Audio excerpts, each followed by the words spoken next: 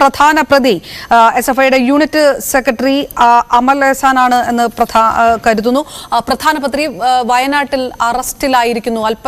പാലക്കാട് വെച്ചിട്ട് അറസ്റ്റിലായിരിക്കുന്നു എന്നുള്ള വാർത്തയാണ് ഇപ്പോൾ വന്നുകൊണ്ടിരിക്കുന്നത്. അല്പസമയത്തിനുള്ളിൽ അതിൽ കൂടുതൽ സ്ഥിരീകരണങ്ങളും കൂടുതൽ വിവരങ്ങളും ഉണ്ടാകും. ഞാൻ ശ്രീ എം ജയചന്ദ്രൻ നേരത്തെ പറഞ്ഞു നിർത്തിയിടത്തുനിന്ന് ഇപ്പോഴൊരു അറസ്റ്റിലേക്ക് പോയിട്ടുണ്ടെങ്കിൽ കടുത്ത പ്രതിഷേധത്തിന്റെ ബാക്കി പത്രം കൂടിയാണ്. തെരഞ്ഞെടുപ്പ് നിൽക്കുകയാണ്.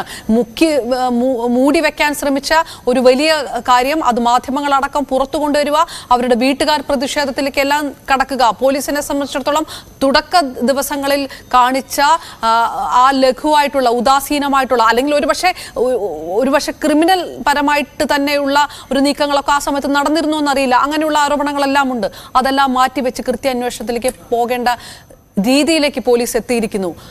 പ്രധാനമന്ത്രി അറസ്റ്റ് ചെയ്യപ്പെടുന്നു എന്ന് വരുമ്പോഴും ഇത്ര ദിവസങ്ങൾ എവിടെയായിരുന്നു ഈ പ്രതികൾ എന്നുള്ളൊരു ചോദ്യമുണ്ട്. ആരവർ ഇത്ര ദിവസം സംരക്ഷിച്ചു എന്നൊരു ചോദ്യമുണ്ട്. അതിനെല്ലാം ഉത്തരം പറയേണ്ടതായിട്ട് വരും. അപ്പൊ ഞാൻ ചോദിക്കുന്നത് എന്റെ ഒരു സംശയം അതാണ്. ഇപ്പൊ സിദ്ധാർത്ഥിന്റെ അച്ഛൻ ഉൾപ്പെടെ ഈ നമ്മുടെ ഈ ഷോയിൽ തന്നെ വന്ന് പറഞ്ഞല്ലോ, പിന്നെ പോലീസിന്റെ അലംഭാവം തുടക്കത്തിൽ ഉണ്ടായിരുന്നു അദ്ദേഹം പറഞ്ഞല്ലോ. പിന്നീട് ആ അലംഭാവം ഉണ്ടായില്ല എന്ന് അദ്ദേഹം തന്നെ സാക്ഷ്യപ്പെടുത്തുകയും ചെയ്യുന്നു. അതിനപ്പുറം എന്ത് സാക്ഷ്യമാണ് ഇതിന് വേണ്ടത് ഈ കേരളത്തിന്? ആ വിദ്യാർത്ഥിയുടെ അച്ഛൻ പറയുന്നതിനേക്കാൾ അതെങ്ങനെ അലംഭാവം മാറി? വലിയ രീതിയിലുള്ള പ്രതിഷേധം പ്രതിപക്ഷത്തിന്റെ ഭാഗത്തു നിന്ന്, കോൺഗ്രസ് ഭാഗത്തു നിന്ന്, BJP-യുടെ ഭാഗത്തു നിന്ന് നേതാക്കന്മാർ ഇടപെടുന്നു, മാധ്യമങ്ങൾ ചർച്ചയാകുന്നു. പിന്നെ എങ്ങനെയാണ് അലംഭാവത്തിലേക്ക് പോവുക? തുടക്കത്തിൽ ഇത്ര ദിവസം അലംഭാവം കാണിച്ചു എന്നൊരു ആരോപണമുണ്ട്. അതിനോടൊപ്പം നിൽക്കുന്നോ താങ്കൾ? അല്ല, തുടക്കത്തിൽ അലംഭാവം എന്ന് പറഞ്ഞാൽ ഇത്ര ദിവസമൊന്നുമില്ല അദ്ദേഹം പറഞ്ഞു. ഞാൻ പിന്നെ സിദ്ധാർത്ഥിന്റെ അച്ഛനെയാണ് ഞാൻ കോട്ട് ചെയ്യുന്നത്. എന്റെ അഭിപ്രായം അല്ല ഞാൻ ഈ പറയുന്നത്. ഞാൻ അദ്ദേഹത്തെ കോട്ട് ചെയ്തുകൊണ്ട് പറയുകയാണ്. തുടക്കത്തിൽ അലംഭാവം കാണിച്ചു, ഇത് ഒതുക്കി തീർക്കാൻ നോക്കി എന്ന രീതിയിലും അദ്ദേഹം പറഞ്ഞു. അതുകൂടെ കോട്ട് ചെയ്തിട്ട് വേണമല്ലോ ഇപ്പോൾ അലംഭാവം ഇല്ല എന്നുള്ള ആ വാചകത്തിലേക്ക് വരാൻ. അതന്നെ ഇപ്പൊ അലംഭാവം ഇല്ല എന്നതിനെ ന്യായീകരിക്കാനല്ല ഞാൻ ഇവിടെ ഇരിക്കുന്നതും. അതല്ല ഞാൻ പറയുന്നതും അതല്ല. പക്ഷേ ഈ വിഷയത്തിൽ ഇപ്പൊ ആർഷ പറഞ്ഞല്ലോ, SFI-ക്കാരായ 4 പേരെ അവർ പുറത്താക്കി. അത് 22-നും 23-നായിട്ടാണ് ചെയ്തതെന്ന് പറയുന്നു. അതൊക്കെ ആ സമയമായിട്ട് ബന്ധപ്പെട്ട് ഉണ്ടാകുന്നതാണ്. ഇതിന്റെ അകത്ത് പിന്നെ SFI-യോ CPIM-ഓ അല്ലെങ്കിൽ CPM-ന്റെ ഏതെങ്കിലും അവിടുത്തെ പ്രാദേശിക നേതാക്കളോ ഒക്കെ സംരക്ഷിച്ചു എന്ന് പറയുന്ന ഒരു ആരോപണം ഏതായാലും സിദ്ധാർത്ഥിന്റെ വീട്ടുകാർക്കില്ല എന്നുള്ളതാണ് എനിക്ക് ശ്രദ്ധേയമായി തോന്നിയ കാര്യം. അതെനിക്ക് ശ്രദ്ധേയമായി തോന്നിയ കാര്യമാണ് ഞാൻ പറയുന്നത് കേട്ടോ.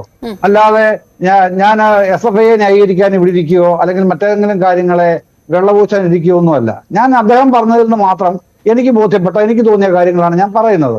പിന്നെ ഞാൻ പറഞ്ഞത് ഇതങ്ങനെ കേവലം ഇനി സംസ്ഥാന സർക്കാർ ഇടതുപക്ഷത്തിന്റെ ആയതുകൊണ്ട് സംസ്ഥാന സർക്കാരിനോ അല്ലെങ്കിൽ SFI-ക്ക് മറ്റെന്തെങ്കിലും സ്വാധീനം ഉള്ളതുകൊണ്ട് അവർക്കോ അല്ലെങ്കിൽ CPM-ന് പോലുമോ ഒതുക്കാൻ കഴിയുന്നതല്ല റാഗിംഗ് വിഷയങ്ങൾ എന്നുള്ള കാര്യമായിരുന്നു ഞാൻ മുമ്പ് പറഞ്ഞു വന്നത്.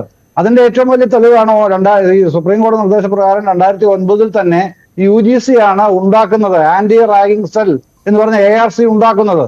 ഈ ആന്റി റാഗിംഗ് സെല്ലിന് കൊടുക്കുന്ന റിപ്പോർട്ടിന് വളരെ വലിയ പ്രാധാന്യം UGC മാത്രമല്ല സുപ്രീം കോടതി നൽകിയിട്ടുണ്ട്.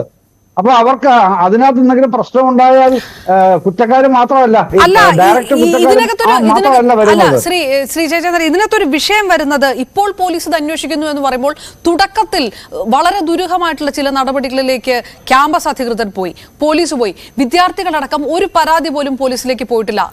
ഇത് ഒരു കാര്യവും പറയരുത് എന്ന് വിദ്യാർത്ഥികൾക്ക് നിർദ്ദേശം നൽകിയെന്ന രീതിയിലുള്ള ആരോപണങ്ങളൊക്കെയാണ് വന്നുകൊണ്ടിരിക്കുന്നത്.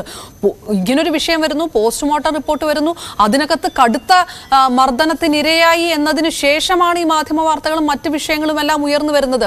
അതല്ലായിരുന്നെങ്കിൽ ഇത് ഏത് തരത്തിൽ മൂടി വെക്കപ്പെടുമായിരുന്നു എന്നുള്ളതുണ്ട്. ഫെബ്രുവരി 18-ന് നടന്ന മരണമാണ്. അല്ല, അങ്ങനെ മൂടി വെക്കാൻ കഴിയില്ലെന്നാണ് ഞാൻ ആവർത്തിച്ച് പറയാൻ ശ്രമിക്കുന്നത്. അത് തന്നെയാണ്, അങ്ങനെ മൂടി വെക്കാൻ കഴിയില്ല അപർണ. അങ്ങനെയാണ് ആന്റി റാഗിങ്ങിനെതിരെയുള്ള രാജ്യത്തെ നിയമം. സംസ്ഥാന സർക്കാരിനോ CPM-നോ ഒന്നും കഴിയുന്നതല്ല അങ്ങനെ മൂടി വെക്കാൻ. മറ്റൊരു ഉദാഹരണം പറയട്ടെ. കഴിഞ്ഞ വർഷം ജനുവരിയിൽ ബംഗാളിൽ ജാദവ്പൂർ യൂണിവേഴ്സിറ്റിയിലെ 1ാം വർഷ ബിരുദ വിദ്യാർത്ഥി, ഞാൻ മറന്നുപോയി പേര്, ഒരു വിദ്യാർത്ഥി റാഗിങ്ങിനിരയായി മരിക്കുന്നു. മലയാളിയായ സംസ്ഥാന ഗവർണർ, ചാൻസലർ എന്താ ചെയ്തതെന്നറിയാമോ? ബംഗാളിൽ അദ്ദേഹം ചെയ്തത് ISRO-യുടെ ചെയർമാൻ